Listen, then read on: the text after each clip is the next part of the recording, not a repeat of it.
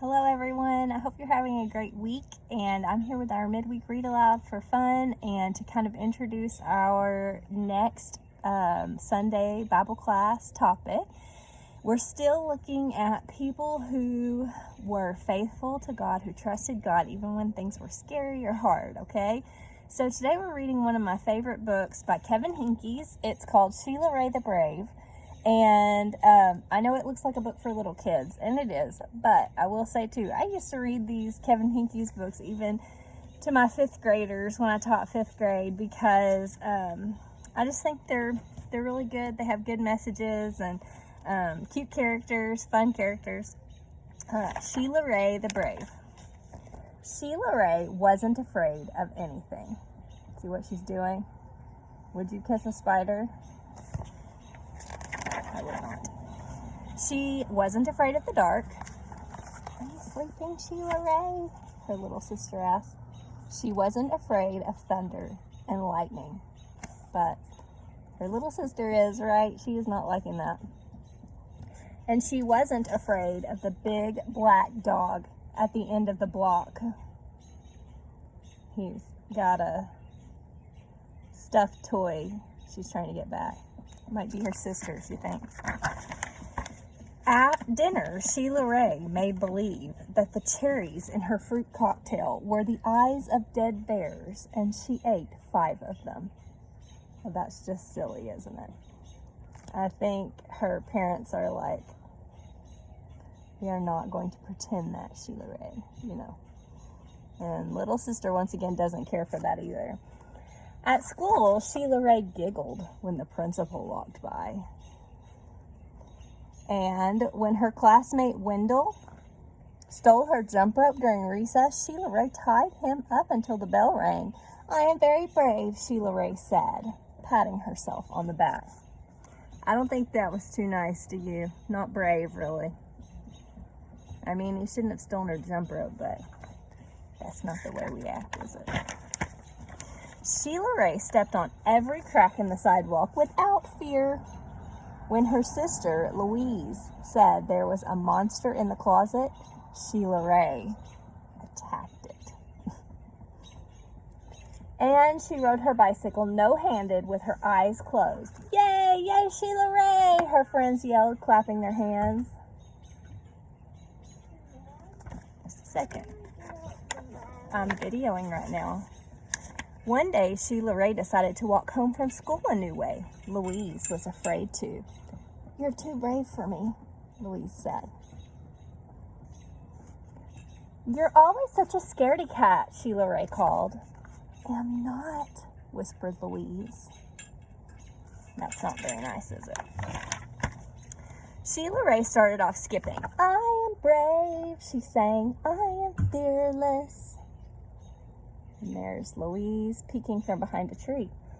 She stepped on every crack. She walked backwards with her eyes closed. And who is following? Louise, right? She growled at stray dogs. Grrr! And bared her teeth at stray cats. Now, can you see, obviously you see her there, but see her little hair sticking up behind here? That's Louise. And she pretended that the trees were evil creatures. She climbed up them and broke their fingers off. Snap, snap, snap. We always laugh at that part. Sheila Rae walked and walked. She turned corners. She crossed streets. And who is always following? It suddenly occurred to Sheila Rae that nothing looked familiar. Uh-oh. Have you ever been lost like that? It's kind of a bad feeling, isn't it? Sheila Rae heard frightening noises. They sounded worse than thunder.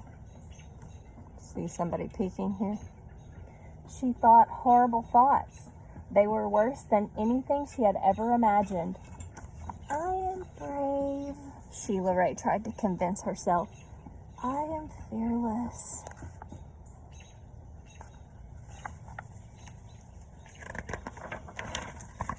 The sounds became more frightening. The thoughts became more horrible. Sheila Rae sat down on a rock and cried. "Help," she sniffed. She thought of her mother and her father and Louise. "Mother, Father, Louise," she cried. "Here I am," a voice said. "Louise!" Sheila Rae hugged her sister. "We're lost," Sheila Rae said. "No, we're not," said Louise. "I know the way home. Follow me."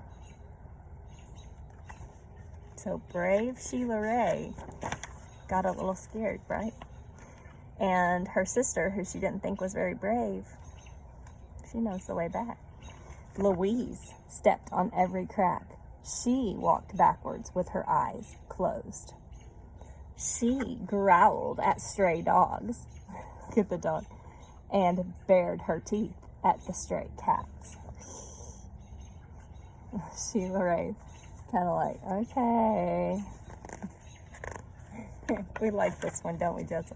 Mm-hmm. And she pretended that the trees were evil creatures. She'd jump up and broke their fingers off. Snap, snap, snap. Sheila Rae walked quietly behind her. No more singing about how brave and fearless she is, right? She's been humbled a little bit. They walked and walked. They crossed streets. They turned corners. You think they're going to make it back? Yep. Soon their house could be seen between the trees.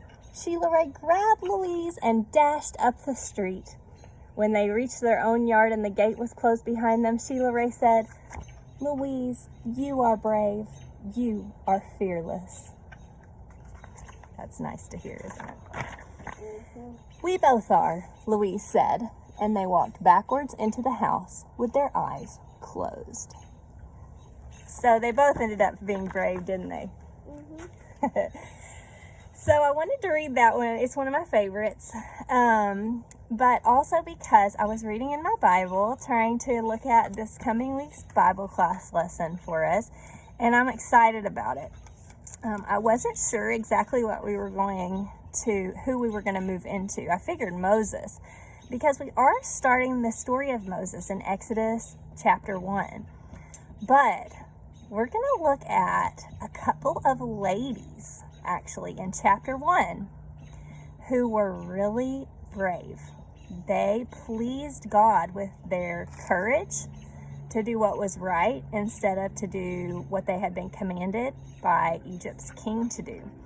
So a lot of us probably wouldn't recognize these names. If you had said their names to me before I read the story today, I probably would have said, "Wait, who's that? I don't remember." But we're not going to read the story today. I'm just going to tease you with it a little bit. But their names were Shiphrah and Puah. I know it's a funny name, but probably wasn't funny back then. It was probably normal, right? Like Judy. Shiphrah and Puah. And if you want to know who they are, I would encourage you to ask Mom or Dad to read Exodus chapter 1 with you.